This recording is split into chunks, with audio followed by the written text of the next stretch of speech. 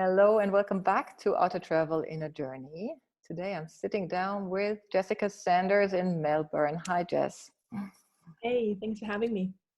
Thanks for making time. I've stumbled across Jessica when I found out about her latest publication in Germany, which is called Liebe deinen Körper, but the book originally came from Australia. So the title is Love Your Body, and it's an animated book. It's a picture book for people, for women and for boys, or for girls and for boys, to find their strength in their own difference. That's how I see what the book is about. Yeah. So, Jessica, you're beyond the author of this book. You're also a social worker, and I've also read that you are for gender equality and for body acceptance. That's kind of like your voice, where you put your voice these days, right?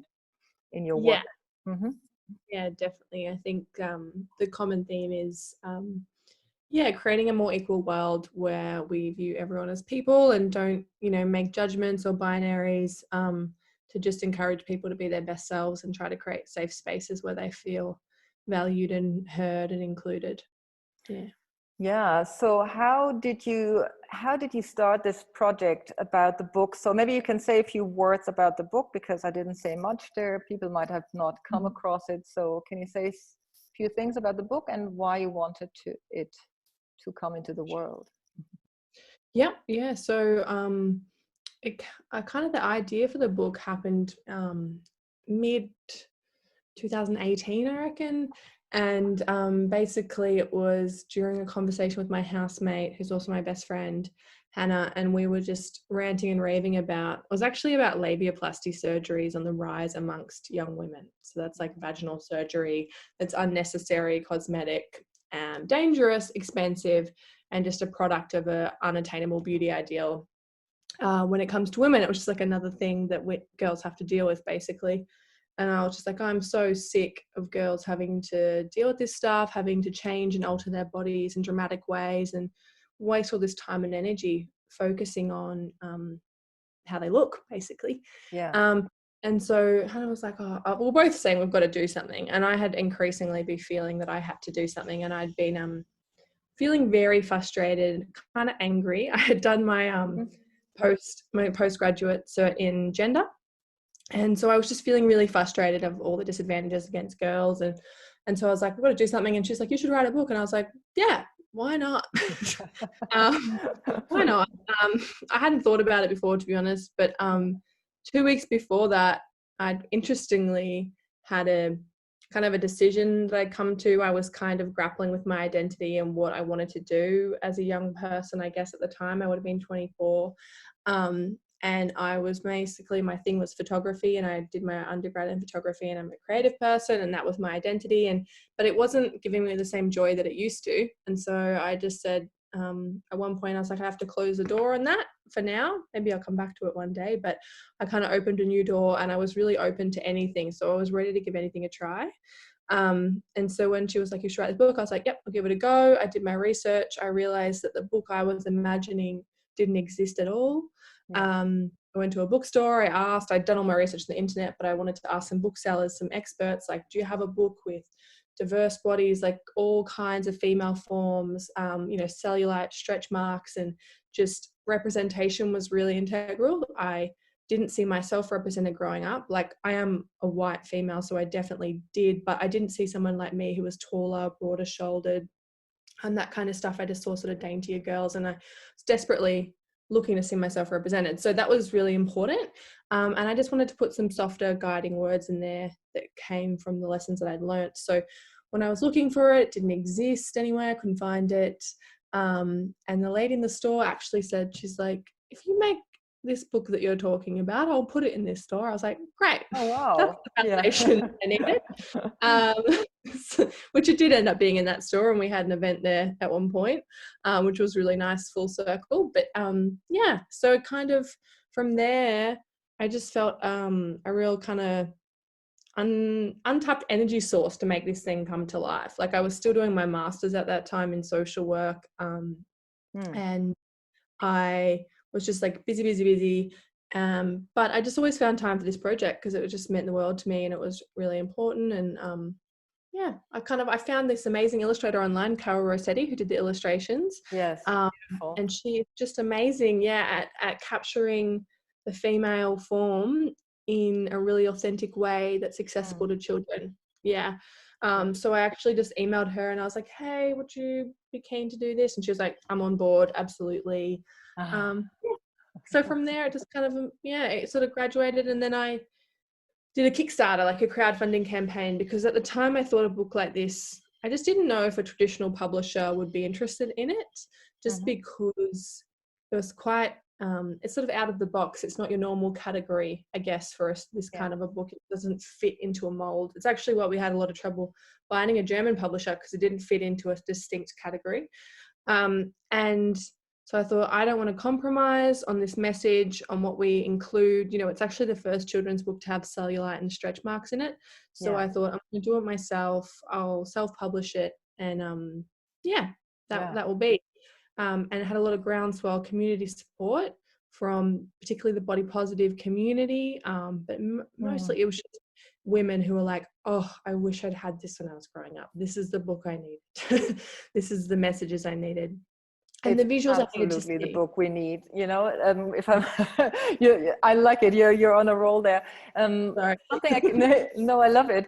There was a little thing that I noticed you saying, you know, there was because I think we are women and we're screaming for it, and a lot of us have ended up like my age group, you know. Now I'm in my 50s, and we've kind of seen the trauma, and we heard different women rising up for equality and whatever. But the whole thing where it starts in the body, you know, that we start to put this shame on our bodies, and that we still, even after so many years of self-work, sometimes can end up subconsciously in these categories. So what piqued my interest, what you were describing earlier, is like you found courage through something. Like you didn't find yourself being represented well enough in the way, you know, you grew up. And what was that one thing that turned it around for you, where you said like, oh yeah, this was helpful for me at the time? It was actually ironically through Instagram, because Instagram can be a really harmful tool or platform, but it can be a useful tool as well. And I found a model in my early 20s that looked kind of like me, and that was kind of it. Like she had curvier hips, and she had broader shoulders, and she was about 6 foot tall, and she wasn't the kind of tall that's the very, very thin that you see on maybe a catwalk. Just normal, the only kind of acceptable tall that we seem to see. She was like tall, and she was proportionate. And my whole life, I guess I'd just been waiting to see someone like that, because that was me. And when we don't see ourselves represented in the content that we consume, we think that we are not right, that we're not normal, or whatever that means, but we're also not desirable, we're not important and to be held on a pedestal, which means that we're always striving to be something other than ourselves. So that's kind of when I saw that image, that kind of clicked for me, and it really helped me. And then I sought out more and more imagery and women who were representing something that I hadn't seen before. You know, they were showing cellulite, and they were showing their fat rolls, and they weren't being shameful about it. And they were talking about their own recovery and what they've had to do to unlearn these toxic messages. And I was really inspired by them. So from that, I think I realized the true power in representation, that, you know, we just want to see ourselves, and we can't be what we can't see. So that's, why it was so important in the book.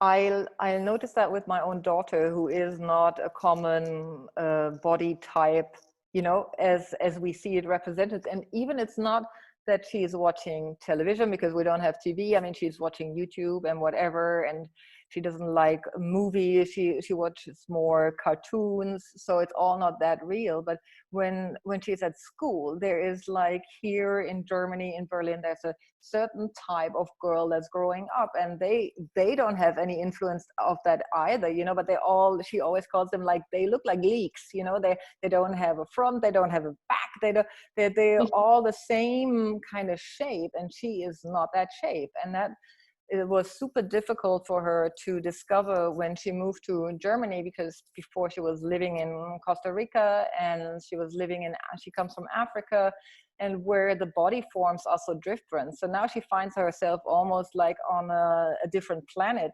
being in a different country and noticing these differences just by going to school. That was my impression, and then of course she grows differently, and she's at this very important phase that you kind of mention in the book about puberty, when we're not only hit with the difference we already noticed, but then all the emotions come along the way, and we feel ourselves kind of as women spiraled into this bizarre growth where we don't know how to love ourselves, and we're more in rejecting ourselves. I think that's mainly what I see. Is that, does that resonate? Yeah, for sure. I think that it's such a hard world out there for girls, but like the average girl will become critical of her body at 8. And so when we're going at through puberty, say like, 11, 12, 13, we've already been in a negative body image space. We've already been able to be critical of our bodies, and often that's of its size. So when we go through puberty and we inevitably become bigger, that can be a really huge, I guess, trauma point or point of anguish for women, because we're told that we're not meant to be bigger, that we're not meant to take up too much space. So when we start taking up more space, on top of all the hormones and the changes that come on quickly and how we settle with those, and the comparison that happens, so we're looking around and going, that person's body changed in that way and mine has only changed in this way. Like the problem I have with a lot of puberty books, because before Love Your Body there was mainly just puberty books that I was finding, and they're all one kind of body, and they say that you'll get boobs and hips and this will happen, but not everyone's body changes like that. Some people, so it's setting up you don't all morph after puberty and look exactly the same, this hourglass figure with big boobs and hips. Like that's not what happens. And so it again sets up false expectations about how our bodies should be when we don't show enough different types. So I really feel for girls, and I just wanted, I think I've written the book in my voice, because it's my mum gave me some advice when I went to write it. I just didn't know where to start, because I haven't really fancied myself a writer, and I was like, I don't know where to start. And she's like, just what would you say to a young girl? I'm like, oh, okay, I can do that, because I've been a support worker, or I've gone into schools and worked around this facilitation around, consent and respect and bodies, and I feel confident speaking in that way. So I really wanted it to be a kind, inclusive voice, and a book that they could come back to if they were having a bad day, or questions about loving their bodies or body image, self-care, all that kind of stuff. Yeah, what comes to me in your voice, which almost makes me think like, oh, this is where I still need to go, is this absolute compassion for your body. When I saw that book, it was almost like, what am I still hunting the same ideas of body figures? Because let alone that a young girl goes through these changes and observations, as women, as we grow older, we're going through the same observations on and on and on. This never ends. It's not like, wow, and then when I read your words, they were almost so compassionate and open and true. That I think that's why it kind of really hit home with me and my daughter, because it's not something that is made up like, a Bible. So stay out calm and carry on, like one of these marching orders. It's really written from a person. So intriguingly enough, I would be interested, is this something, a confidence that you've been kind of brought up with, or is this something you earned, or is this something that has changed with time for you? I think, like, I love what you said about them all being true, because that's kind of what I was going for. I was like, these are the things that we can't refute, that are true, and that, I struggle to find the right balance, because we do live in a world that seems to value beauty amongst all else. So I didn't want to set this false expectation that wasn't in, that it wasn't going to be a bit tricky sometimes, because I think sometimes these books can be falsely positive. And so I wanted them to be, compassionate and positive, but in a realistic way that kind of held you when you had low points and celebrated when you had high points. And I have been lucky enough to be fairly confident my whole life. I was not confident in my body as a child, but I was confident in my abilities and my voice. I've always been given a voice to have an opinion as a child. So that was really helpful. Mm. Um, and that actually, I think, really got me through. It probably stopped me from going down the slippery slope of developing an eating disorder, because I, channeled my interest and passions into other things, and I got confidence from it enough that I didn't kind of falter and fall. But it, yeah, so I reckon from probably 5 or 6 years old, I was very aware that I was taller and bigger than other children. And that is mostly due to the fact that adults would tell me that. They would be like, oh, you're so tall. Like, Yeah. honestly, when I used to work in hospitality and I would like come up in a cafe daily, someone would say that to me before saying hello. And Wow. what that says is, oh, like, I see your body before I see you. And I am taking in your body and I'm critiquing it and I'm making an evaluation. And Mm. when I would combat and say, hey, that's not very nice, they would be like, well, I'm saying it as a compliment. I'm like, I still don't want to hear it, because it's you're Yeah. talking about my body in an objective way. And I'm a person. So yeah, so like that kind of commentary really made me critically aware.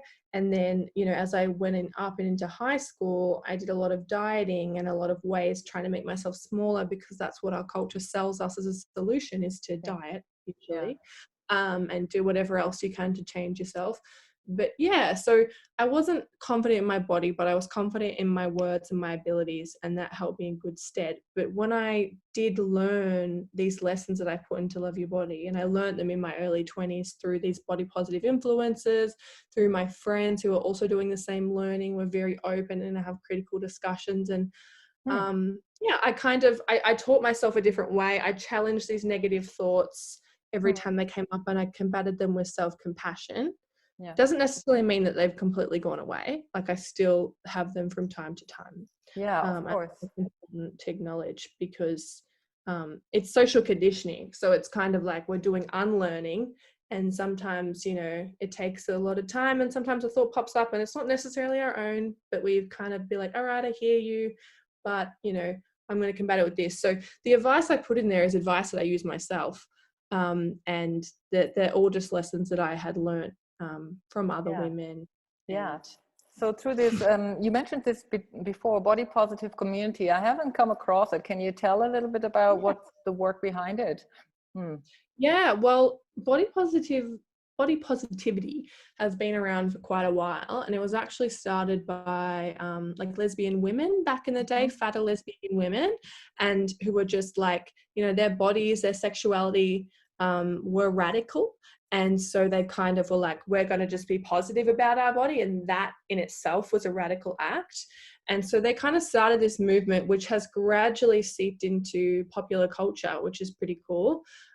It has been taken sometimes a little bit differently than what it intended, but often it's Mm. not acknowledged the roots and where it came from. So it came from. But a lot of people are basically saying, I've had enough of this. I've had enough of the energy and time that was robbed from me. I've had enough of chasing a beauty ideal, and I'm going to show my body in its truth.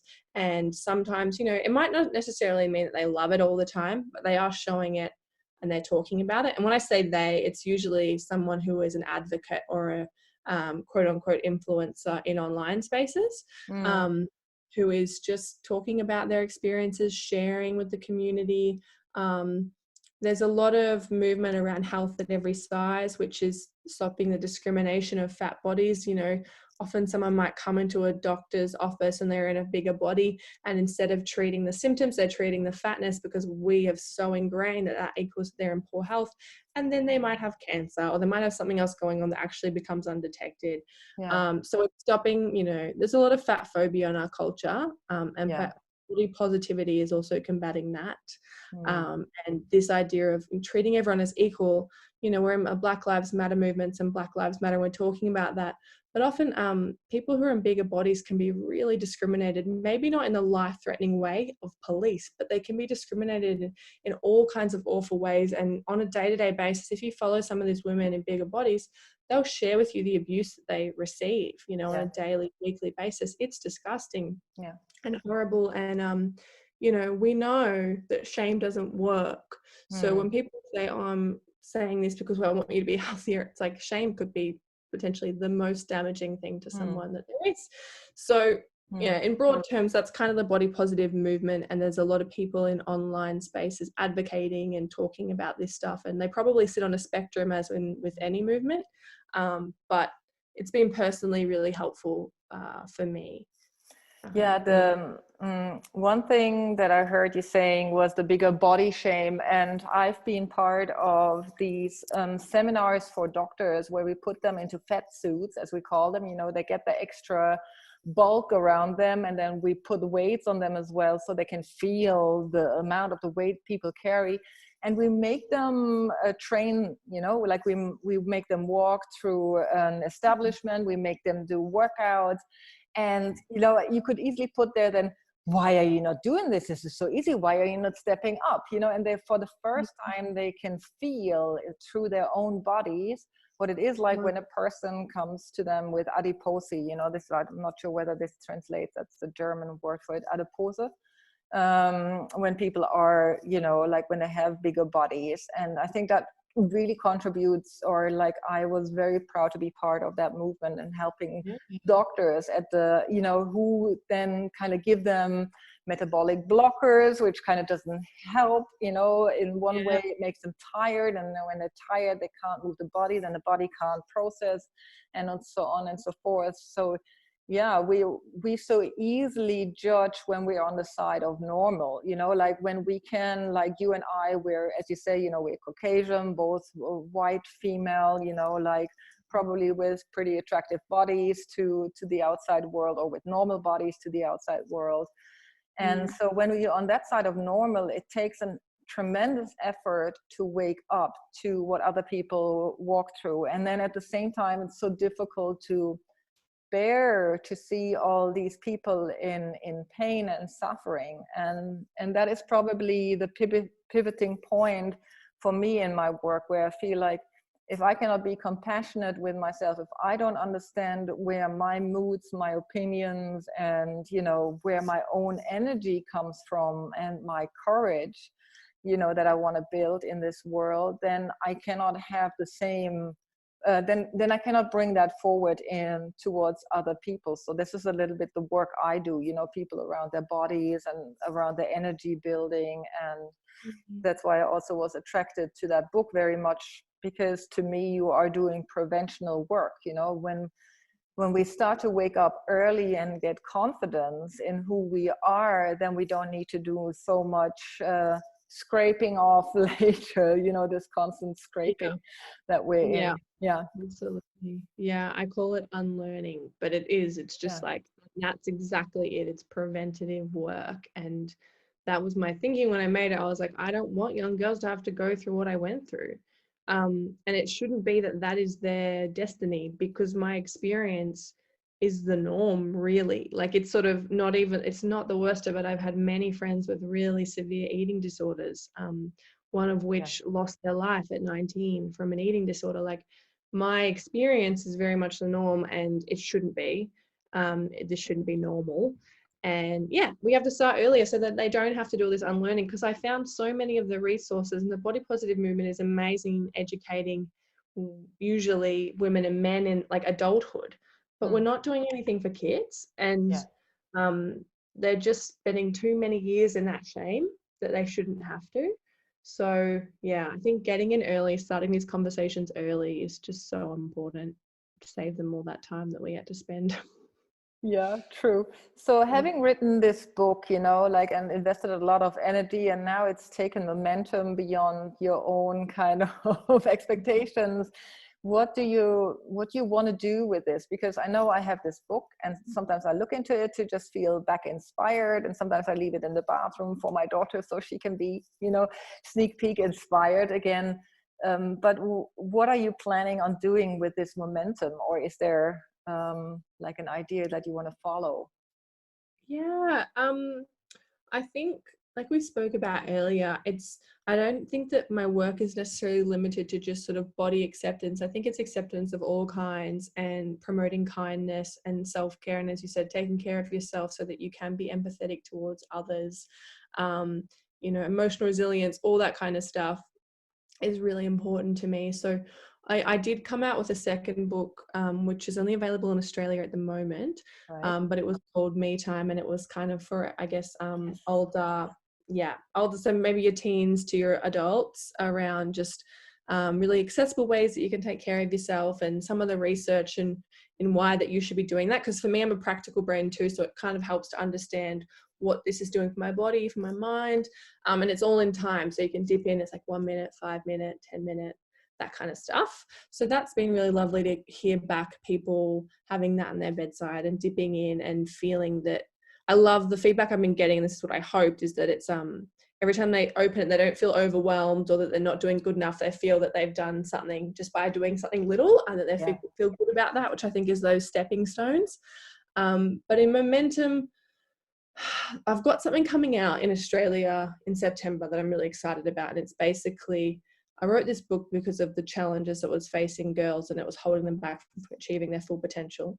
And so I've written something for boys that I feel is holding them back from achieving their full potential. And it's basically a love your body boy version, but it's about self-love, it's about self-care, it's about emotional resilience, but it's also about redefining what it means to be male and what it means to be a boy, to be a man.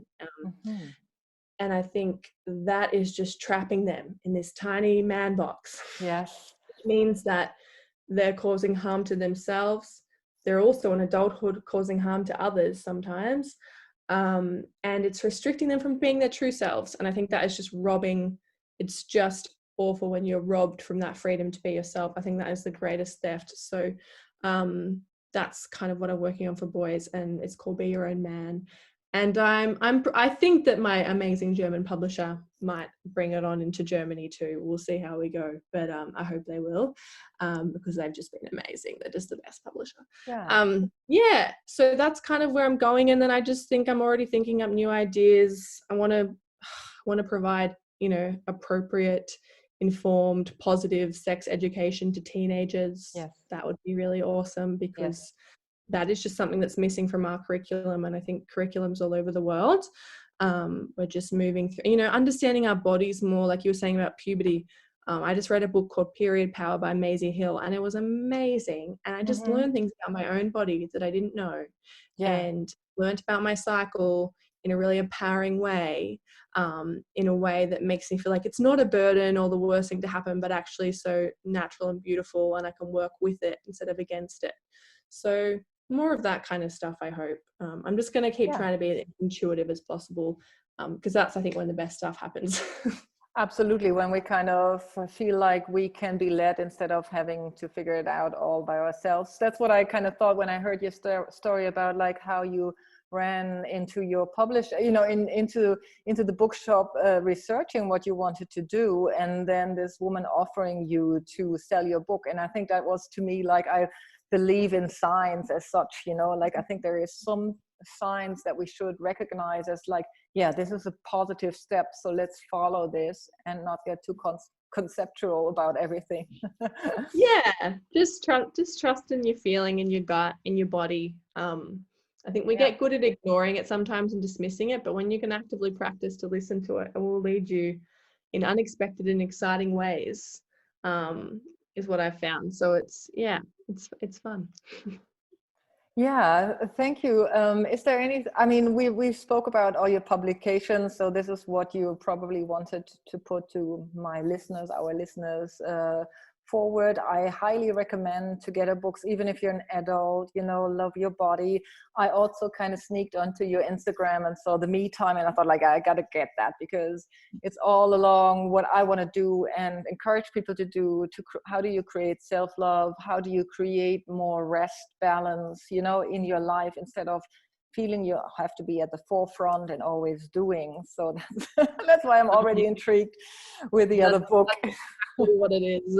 Exactly. And I needed that myself. I'm like, I need to write this book for me, so I take my own advice, because I can sometimes get the productivity kind of train will take you, but it will hurt your body and your mind in the process. So rest is just the best thing for us. But you're welcome to ask any other questions though. If you want to talk about anything else to the book, that's totally fine. I've got a few more minutes, but okay. The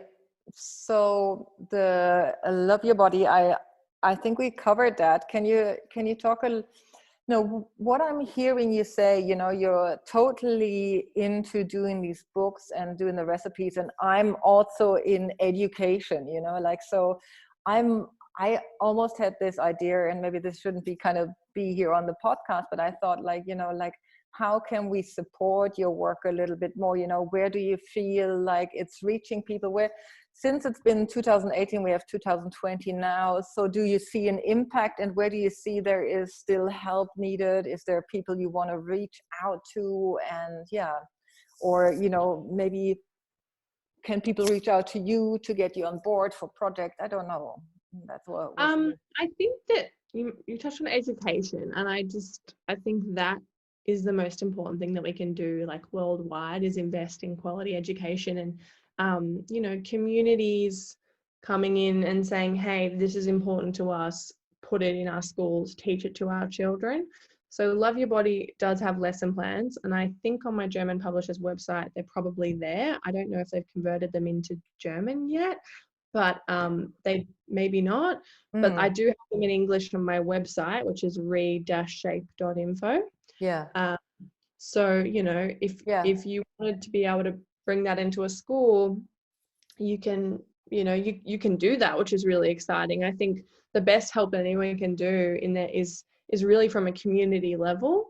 And how do you bring this education in? So it could be that you bring it in, you know, you have a book and you lend it to a family member or a young woman in your life that you think might need it at that time. Or it could be, you know, getting together in a little women's circle, or if you all have young girls at a similar age, getting them together and having these conversations together, sharing as adult women as well about your experiences in a way that you feel is age appropriate. That's really transformative. I think that I think that there's lots of things that we can do on our own worlds and communities. And my work at the moment, I'd love to expand it to be more accessible and digital. But right now, it's just kind of books, because I've found that for my energy input, the outcome is the most sort of powerful. Like, I can reach most people. Like, you know, we printed maybe 25,000 copies here in Australia. You know how long it would take me to reach 25,000 kids? Like, I couldn't do it in 10 years. No. And so to be in their homes and to have repeat access to that, I think is just so powerful. So I'm just going to try and keep making resources that can be used. So check out the Reshape website. There's like body positive coloring in sheets. There's sort of tips and books that I really want to add to. So I think that's the best thing that people can do. Yeah, beautiful. And my thinking was along the lines that you learned your strength in a community, and that's also what I feel, you know, when we feel that there is the power of the people, as we're noticing it right now with all the movements around, you know, Black Lives Matters, that's been reborn, even though it was there since 2017. And but that community is such a strong lead in holding our values at the right standards, instead of being dragged down by other marketing and other, I don't know, you know, strategies of the outside world that gives us the feeling we are all a norm instead of we are being all different people. So community.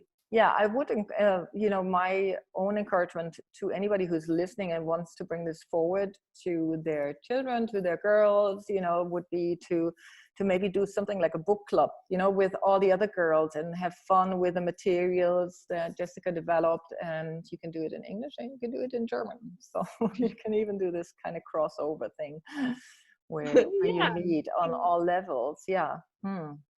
Absolutely, because unfortunately I missed this education in my, you know, in my schooling. But we don't necessarily have to wait for school to do everything either. We can take that education into our own hands. And that's the power of books, really. So, you know, seeking out diverse books for your bookshelf, making sure that everyone's represented and different experiences are represented. That's where you're starting the process of kids learning to empathize, because empathy is a learned skill. So, you know, all these things, you're shaping little people of tomorrow if you're a parent, which is a huge responsibility, but an incredible magical thing. You can just create the world that you want to be in, which is kind of what I'm trying to do with these books, is shape the next generation, which I think we're also doing an amazing job. We've got all these like school strikers and people, you know, kids all over the world getting involved in advocacy. It's really cool. Yeah. So yeah, we're getting there. The next generation will save us all, I think. Hopefully a little bit So improvement after so many years, and decades. And then maybe give us a sneak peek on your new book. Is there anything like, I mean, I got totally intrigued hearing about the boys, in their boxes. So what is, can you give us a sneak peek, a tip that you're kind of promoting, or what's the vision behind that? Um, the vision, it's kind of like the structure and the setup and the aesthetics is quite similar to Love Your Body, but it is kind of that it's me speaking to boys and just saying, hey boys, do you know that you're one of a kind, that there are so many ways to be a boy. You could be this or you could be that, and you don't have to be anything anyone else wants you to be. That you're enough exactly as you are, and you are amazing.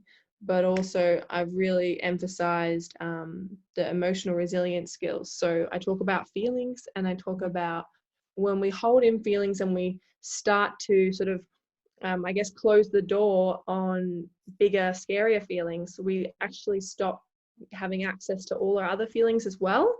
And then those feelings can grow, become heavier, and weigh us down. And just the importance of releasing them, expressing them, feeling them, no matter what they are, not feeling shame about them, releasing them, and then we feel lighter and stronger, and we can access those happy feelings again. And that's really self-care, which is in Love Your Body as well. But I've organized it more into feelings, so boys can be specific. If I'm feeling worried, if I'm feeling angry, I might do these things to help me release them. And at the end, it encourages them to think about, the kind of boy they are today is the kind of man they're going to be tomorrow. And if we can just, ignore these messages and listen to who we truly are and just embrace those, you'll become the person that you're always meant to be.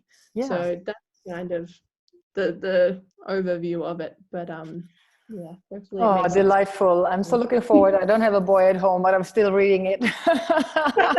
I will get all your books. I was trying to get it in English, and then I found it very hard, and I could only get it in German. And thank you to Zuckersüß Verlag, who kind of published you and who is doing incredible work. I think it's like they are only two people. I think it's a couple who runs Little family. Yeah. And she's I'm relatively new to publishing, but it makes you realize just the importance of a person that shares your values working in a publishing company, and your mission. And also, they're quite a young family, and they're being really innovative in the way that they promote it. And it seems to have worked really well, because all the feedback we were getting from other German publishers was, oh, it doesn't fit our category, we can't do it. But this just shows you that you can break out of a category and you can absolutely knock it out of the park. Like, they sold out their first print run in the first month. They've got all this amazing press and feedback. So, it's that next generation of publishers and just wonderful people. She's really carefully picking out and curating the books that she wants to have as well, which is really cool. So I definitely recommend checking out the other books. There's a good book about the young boys in there as well, actually.